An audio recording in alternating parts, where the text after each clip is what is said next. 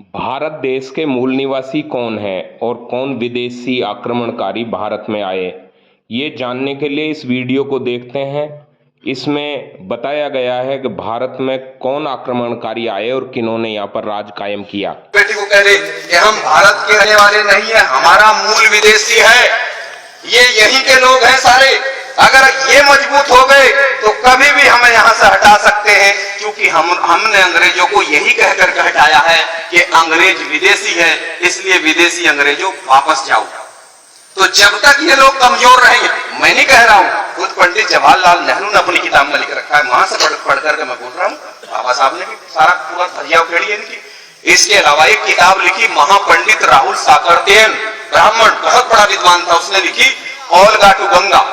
Olga नदी रूस में, गंगा नदी भारत में। उस किताब में पूरा वृत्तांत है, पूरे डायलॉग है, उसके अंदर प्रमाण दिए गए, लिखा गया। उसमें क्या लिखा कि किस तरह से आर्य ओल्गा नदी के तट से चलकर गंगा नदी के तट तक कैसे कैसे पहुंचे, उसमें लिखा हुआ है। ऋग्वेद के अंदर, ऋग्वेद भारत की सबसे प्राचीन किताब है, जिसे ब्राह्मणों के बाप ब्रह्मा ने लिखा है। उस किताब के अंदर लिखा हुआ है, हमारे बड़ों का नाम लिखा है राक्षस, असुर, दानव, दैत्य, देशी, बंदर, गधा, कौवा, और ब्राह्मणों ने अपना नाम लिखा उसमें देवता, हंस। ठीक है ना, अपने ये इतिहास नाम बदल के इतिहास लिख रखा है। कभी आप किसी मुकालते में पढ़ लो ऋग्वेद, उससे प्राचीन किताब नहीं है भारत में। सबसे प्राचीन किताब ऋग्वेद है भारत की। उसके बाद फिर तीन वेद लिखे गए, उसके बाद उपनिषद लिखे गए, उसके बाद रामायण और महाभारत आई, उसके बाद भागवत गीता आई, और भागवत गीता के आने के बाद ही हमें भारत में चमार बनाया गया। उससे पहले केवल चार वर्ण थे, ब्राह्मण, क्षत्रिय, वैश्य और शूद्र, चार वर्ण थे। जाति बाद में बनी। इसलिए सम्मानित भाइयों, युद्ध में तो हम जीत गए, युद्ध में तो हम लोग जीत गए, लेकिन वो जो आर्य थे उनके तीन नेता थे। एक का नाम था ब्रह्मा, दूसरा विष्णु और तीसरा महेश। उन्होंने मीटिंग की और मीटिंग करके उन्होंने कहा कि युद्ध लड़कर हम इनके साथ कभी नहीं जीत सकते, इनके साथ मिल करके छल कपट करेंगे, तभी जाकर के हम इस देश पर कब्जा कर सकते हैं। उनके खुद के देश में अकाल पड़ गया था। अकाल किसको कहते हैं? अगर आज बारिश शुरू हो जाए और 3 महीने तक बारिश पड़ती रहे शुक्र ताल के आसपास, तो यही अकाल है, खाने पीने की चीजें खत्म। तो उनके देश में अकाल पड़ गया, औरतें, आदमी, बच्चे सब मरने लगे। तो वो भारत की तरफ चले, उन्हें पता था कि इस देश से सीधा आदमी कहीं का नहीं। इसलिए सम्मानित भाइयों, उन्होंने कहा कि भाई इनके साथ मिलकर होगा काम, ऐसे नहीं चलने का। तो वो लगभग 5-6 हजार लोग आए थे घोड़ों पर बैठ करके, और उनके साथ मुश्किल से 40-50 लड़कियां थी, और उन लड़कियों में सबसे सुंदर लड़की थी पार्वती। तो ब्रह्मा ने उसको कहा कि पार्वती तुम बात सुनो, अगर तुमने हमारा ये काम कर दिया तो हम तुम्हें भारत में देवी बना करके, जब तक इस देश पर हमारा कब्जा रहेगा, तुम्हारी पूजा होगी, और मैं तुम्हारे साथ 8 लड़कियां और लगा रहा हूं, तुम 9 लड़कियां मिल करके, ये इनका लीडर है शंकर, अगर तुमने इसको अपने जाल में फंसा दिया तो हम भारत पर कब्जा करेंगे। इन 9 लड़कियों को ट्रेनिंग दी गई, इन 9 लड़कियों को ट्रेनिंग दी गई, और ट्रेनिंग देने के बाद ब्रह्मा, विष्णु, महेश हमारे नेता शंकर के पास लेकर के आए, और जमीन पर लेट करके रोने लगे कि हमारे देश में अकाल पड़ गया और हमें कुछ दिन के लिए अपने देश में शरण दे दो, और जब मौसम सही होगा तो हम वापस चले जाएंगे, और उसके बदले में हमारी ये 9 लड़की आपकी सेवा में रहेगी। जो हमारा शंकर था, जो हमारा शंकर एक पद था, जैसा आज कौन है? आज मोदी है प्रधानमंत्री, कल कौन थे? मनमोहन सिंह, उससे पहले नरसिम्हा राव, यानी ये एक पद है ना प्रधानमंत्री। तो उस समय हमारा द्रविड़ संस्कृति में, सिंधु घाटी की सभ्यता में हमारा एक पद था शंकर। शंकर कोई एक आदमी था, हमने वो नेता चुन रखा था अपना, वो था, अगर दिक्कत होगी तो फिर दूसरा बना लेते थे। तो उसने कहा भाई ठीक है, चलो मैं आपको टाइम दे रहा हूं, 6 महीने भारत में रह लो, जब मौसम सही होगा वापस जाना पड़ेगा।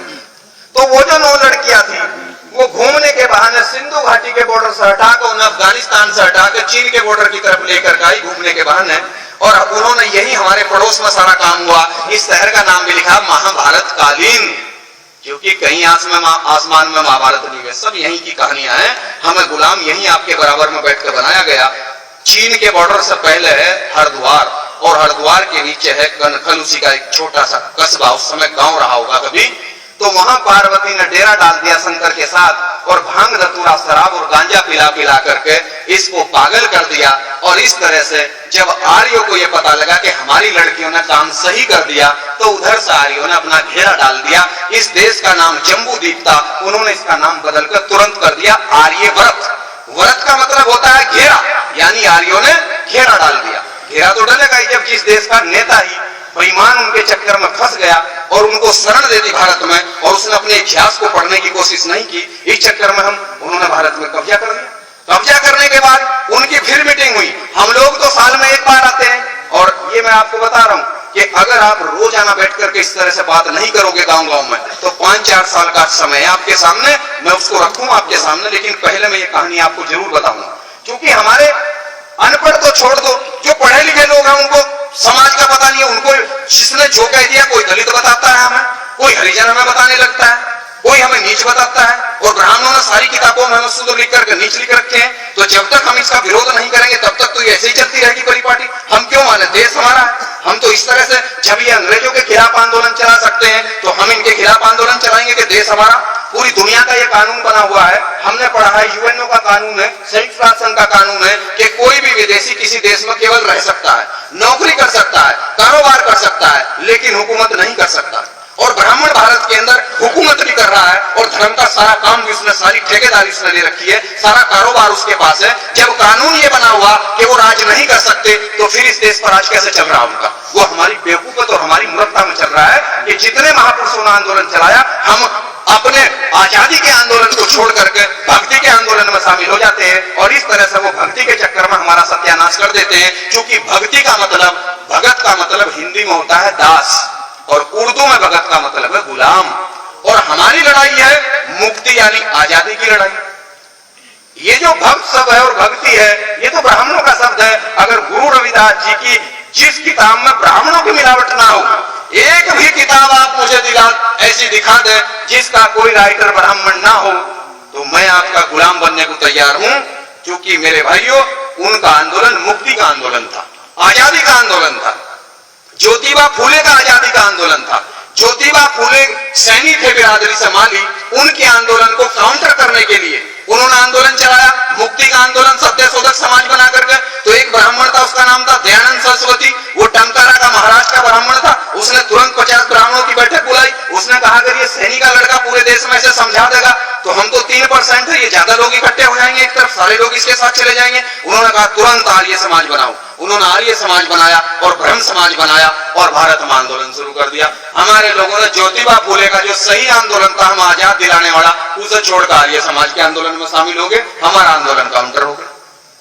तो कितने उदाहरण मैं आपको दूं, इस तरह से हमारा आंदोलन काउंटर होता है भारत में। इसलिए सम्मानित भाइयों, उसमें क्या हुआ, उन्होंने मीटिंग की। मीटिंग करके उन्होंने कहा भाई हमारी लड़कियों ने काम तो बहुत सही कर दिया, चलो शंकर तो फंसा, लेकिन इनका क्या करोगे? जो भोले, भोले का मतलब है भारत की जनता, वो हमें बोलते हैं भोला। वो हमें भोला इसलिए बोलते हैं कि हम इतने भोले हैं कि 5000 साल से हमारा सत्यानाश कौन कर रहा, हमें आज तक यही पता नहीं कि हमारा सत्यानाश कौन कर रहा। हम भगवान को कह रहे हैं कि मेरी तो किस्मत बहुत गलत लिखी थी। अरे कोई भगवान हमारी किस्मत खराब नहीं कर रहा, हमारी किस्मत तो इन्होंने खराब कर रखी है, समझिए। इसलिए वो हमें भोला बोल रहे, वो तो सही बोल रहे हैं। एक बार हम एक मंदिर में गए तो हमने कहा भाई, अब हम जानते थे इसको, मगर पंडित जी ये बताओ, ये जो शंकर भगवान की मूर्ति है, इसके माथे में भी एक आंख है, ये क्या है? कहने लगे बच्चा इसे मत पूछो। जी क्यों नहीं, बताओ मगर इसके बारे में। कहने लगे अगर भोले ने आंख खोल ली तो धरती पर परले आ जाएगी।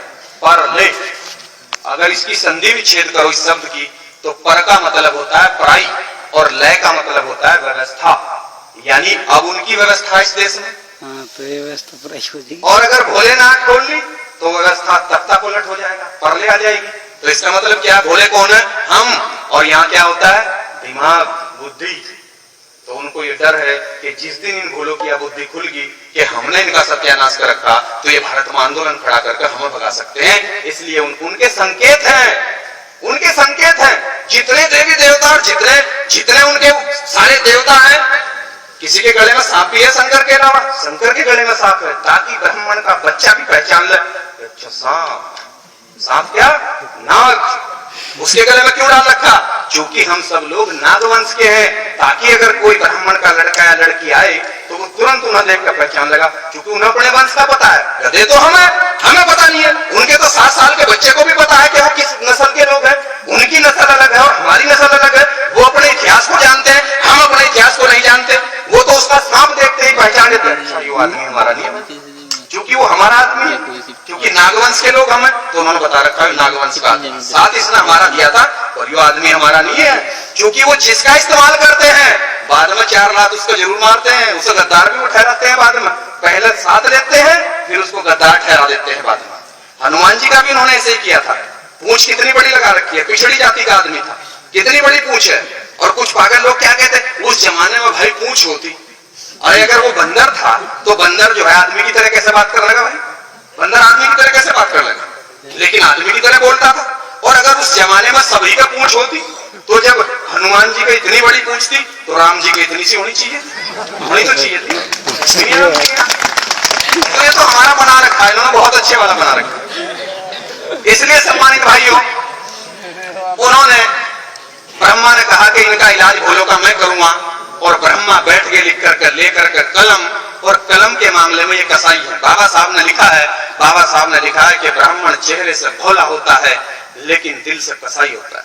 और जब वो कलम उठाता है, अंग्रेजों ने भी लिखा है, W.B. जॉर्ज अंग्रेज ने लिखा है कि जब ब्राह्मण कलम उठाता है तो वो उससे लोगों को अधिकार वंचित करता है, वो सबको अधिकार से महरूम करता है, वो किसी को अधिकार नहीं देना चाहता, अधिकार वो अपने पास रखना चाहता है, बाकी सबको वो गुलाम बनाकर रखना चाहता है। जब भी वो कलम उठाता है तो ब्रह्मा ने कलम उठाई और कलम उठा करके उसने लिखा ऋग्वेद, और ऋग्वेद लिख करके उसने कहा पूरे देश में ढूंढी पिटी कि भाई यह किताब भगवान ने लिखी है। अब भगवान कौन? हम समझ रहे कि भगवान ब्रह्मा उनका बाप था, उनका नेता था, जैसा हमारा नेता शंकर था उनका नेता वो था।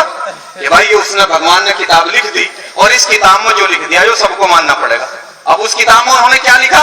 उसमें उन्होंने लिखा पहले नंबर पर ब्राह्मण होगा और इसका काम पढ़ना और पढ़ाना होगा, दूसरे नंबर पर क्षत्रिय होगा, इसका काम हथियार रखना होगा और देश पर राज करना होगा, तीसरे नंबर पर वैश्य होगा, भारत की सारी जमीनें इसकी होंगी, जमीनें हमारी थी, जमीनें सारी बनियों को दे दी। अगर इस देश में अंग्रेज ना आते, मुगल ना आते और बाबा साहब संविधान न लिखते तो चाहे जाट हो या गुजर हो या कोई हो, 1 इंच जमीन किसी के पास नहीं थी। सारी जमीनें ऋग्वेद लिख करके बनियों को दे दी गई थी। गांव के गांव, अब से 300 साल पहले गांव के गांव बनियों के होते थे। और जो पुराना आदमी यहाँ बैठा होगा, जिनको थोड़ी सी भी समझदारी होगी, उनको पता होगा कि ये तो आजादी से पहले तक सारा का सारा जमीनें तो बनियों के हाथ में थी, जबकि जमीनें हमारी थी सारी।